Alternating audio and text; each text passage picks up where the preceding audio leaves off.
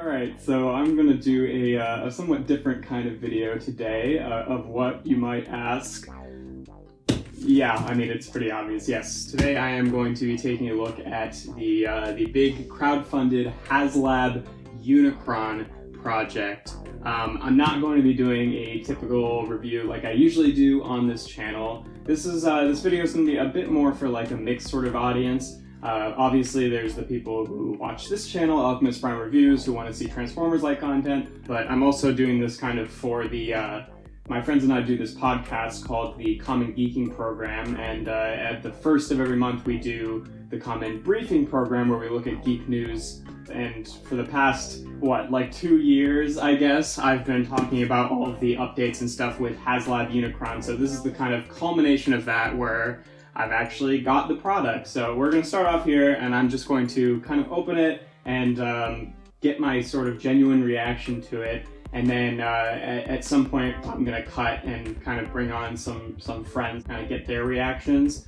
So it's going to be a bit more casual than some of the reviews on this channel usually are. But yeah, let's get into it. Trying to think here is like the top of frame, so I'm trying to keep in. All right, let's do this. I got this thing, obviously I ordered it when the backer goal was, which was like 2 years ago, but I had no idea where I'd be living at the time, so I just had it sent home to my parents' house in New York, and then since then I've been living in California, and it arrived 2-3 weeks ago, so this is kind of the first time that I'm seeing it, so all right, let's do this.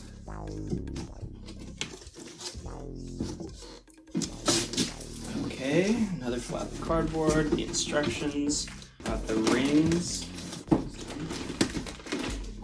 Man, this thing's gonna be massive. Okay, these are the rings for planet mode. Got the base of the stand. That's, jeez.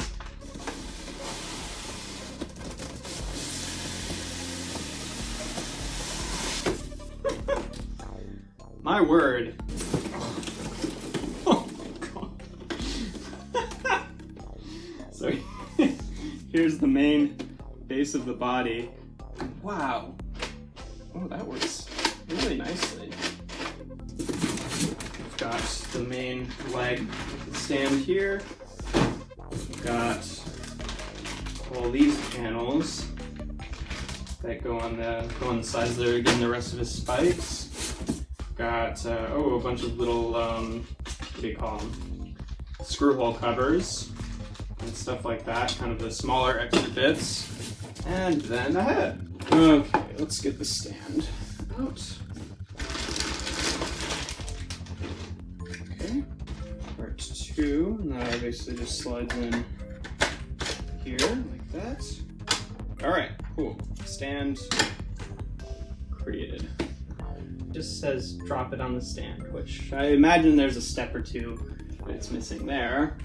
Okay, doesn't really give you any instructions for getting that flap that the stand is on inside. So according to this, you should just be able to. You can't. It literally just shows in the instructions. Let me show you. Here's the instructions for putting it on the stand. It's just football on stand, but there's like a hole, there's like a section in here cut out that you need to fold into the inside of it to make the space for the stand to go on there. And to do that, you have to open up all these panels. I'm fairly certain, because yeah, I can't just go in the other way. And opening up all these panels is really something you're not supposed to do until you have it all together. Thankfully, with the benefit of video editing, I can just cut a lot of my fumbling out, so you won't see any of that. Gosh, I knew that this would be a pain the first time, but I didn't think I would get stuck that early, if not even getting it at least in planet mode, but it kind of doesn't really give you a choice. Okay. Oh, there's a piece of paper in here. Okay, there we go. All right. You don't need to know how long that discovery took.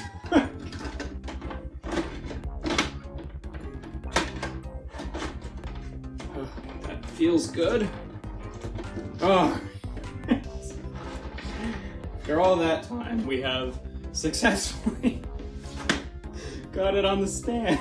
It's nice that it came with this. Obviously, this is not this piece of cardboard's intended purpose. It's just for shipping, but I'll take it.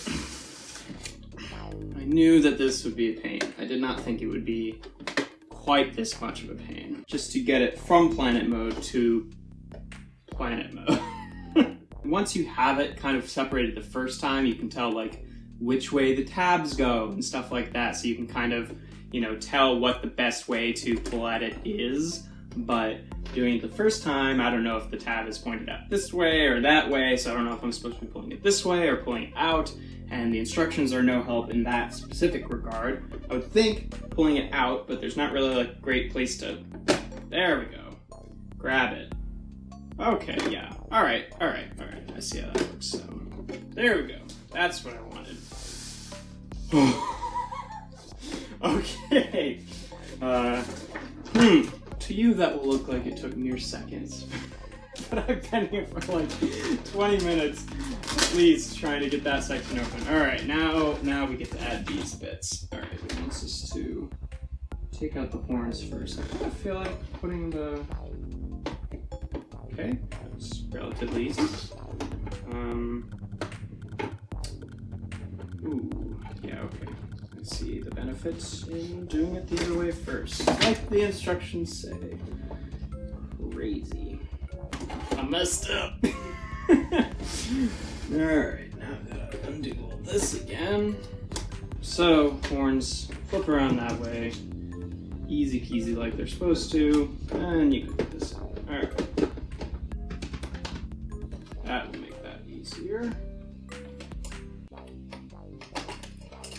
Hopefully.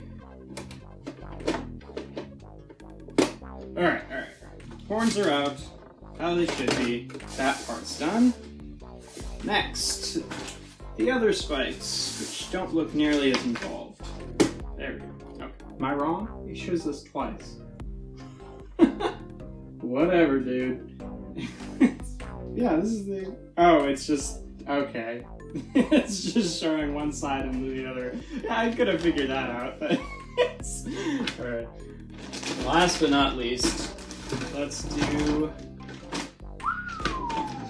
These are quite impressive, let me tell you. You know, after waiting so long for this thing, I can't believe I'm gonna say this, but I think it might be a little while before I actually attempt to transform this thing. Okay. Easy. That just plugs on there. Sure. Cool. Then what else? This guy right here. Wait, what? What am I missing here? Oh, duh. This. The biggest piece. I'm like, where is the second half of this? Yes, just like that, and then this plugs in there. Yes, that makes total sense. Then does it want you to do the other one first? Yes, it does.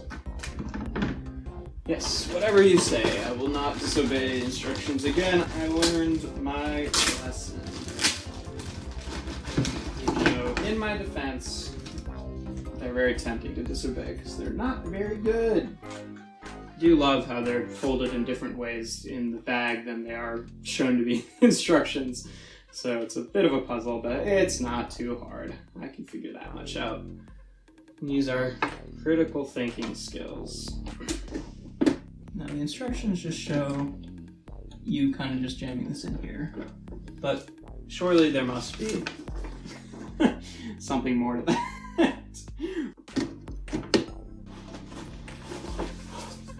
Can you feel how close we are to getting it fully in planet mode? Okay. Alright, am I missing anything? I think that's it. Yeah, sure. Yep, there it is. I'm not going to say it's anticlimactic, but after like struggling with that for the better part of an hour, but yeah, wow, this is really impressive. Oh my word, yes, that was a process, and hopefully every time I do it, it will be easier, and I won't have to like assemble it again. Now it'll just be transforming it. It's impressive. Don't get me wrong, it was a huge pain to get it to this point, but it is really quite a presence once you have it and you're looking at it. All right, I am back later in the day with a robot mode and a haircut, and yeah, I figured I'd just do a quick little show off of the robot mode before moving on to bringing my friends on to check him out, probably in planet mode, because I think he's a bit more impressive than planet mode. Like, he's nice in robot mode, he really is, and he's definitely imposing, but the size really shines in planet mode. That's really where he, despite balling up, he is kind of bigger in planet mode. But yeah, robot mode looks really good.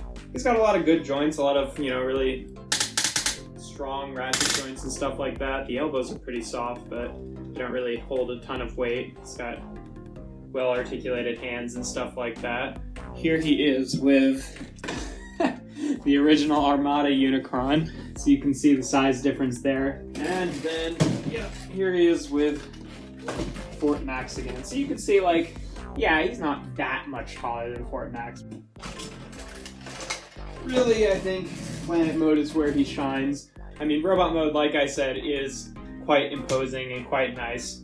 And it was a process getting him here. Yes, he can stand without the stand. It's a little hard to, I generally just like stand over it, put my toes on it, and then pull him off.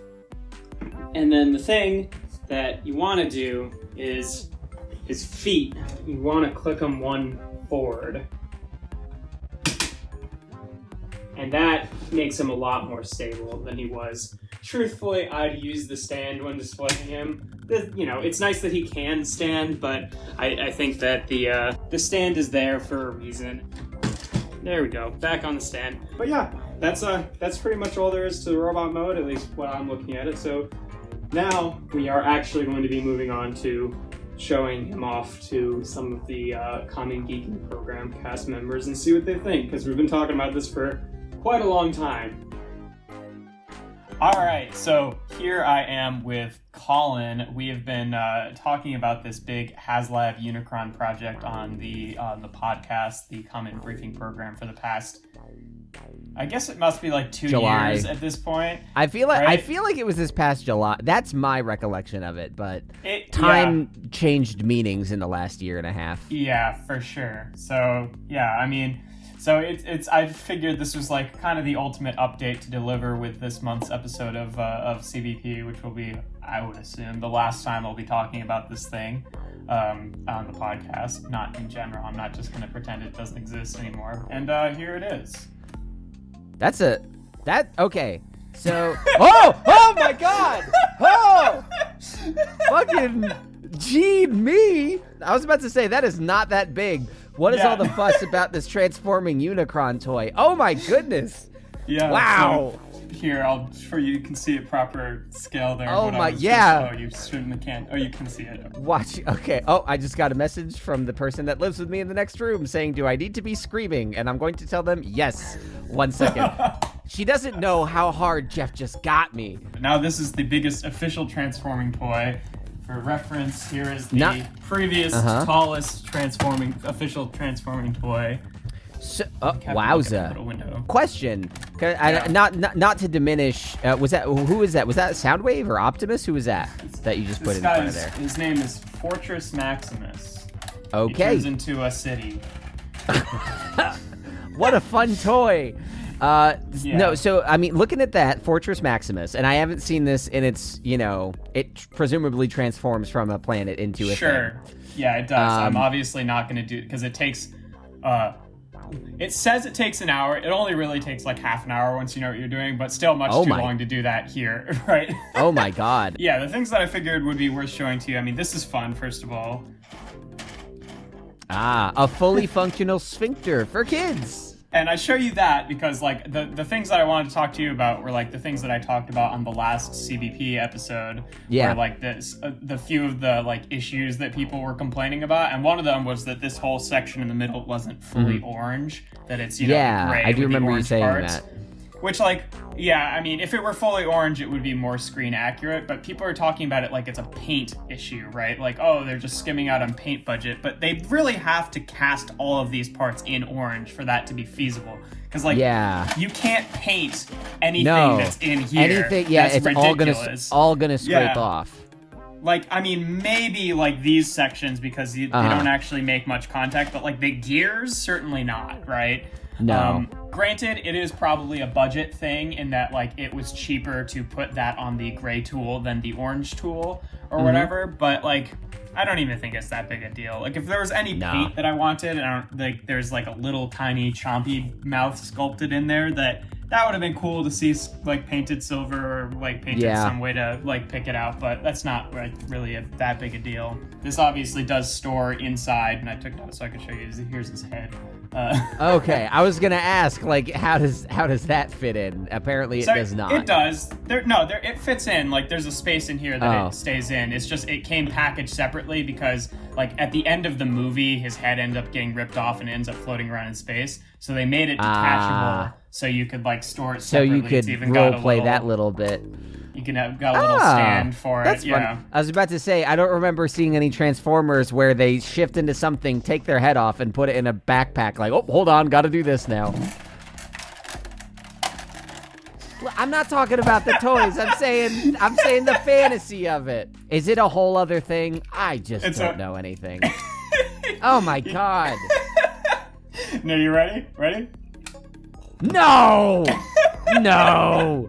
Why are we talking about Unicron? Let's talk about Fortress Maximus. Here's the old Unicron. The horns for the head mode are literally like bigger than the... But here, also, what I was talking about on last episode of the podcast was... The silver teeth or something, The bottom row of the teeth are not painted. And like, you can take the face off too. And he's got fucking posable eyes, which you can't really see when the faceplate is actually on, which is wild. But also, like, when you close the mouth, the bottom jaw, like, springs into it a little bit, like, so it can fit. So I could see how that would be another spot where they'd, just assume that the paint would rub off over time. And also, like, I don't know. If it's that big a deal, it's not that hard of an area to just, like... Yeah, I would feel pretty confident trying to paint that. Those little chompers. It's not right like there. you're trying to get a specific spot. It's just like, oh, this entire part, you just want it to be a different color. I do have one other question. Yeah. What's your favorite thing about it? Something that I think is really cool is, like, obviously, I'm not going to fucking sit here and show you the whole transformation or whatever, but one thing that I think I can show you, the way that the ring actually transforms is super freaking cool. Because it splits into two parts as, like, you might expect, kind of asymmetrically. So, like, this is one side and this is one side. Yeah. And let me just... I'm not going to bring you step by step, but just watch the movements here to see how this thing gets from one shape to the other, because it's really cool. Ah. Oh. Yeah.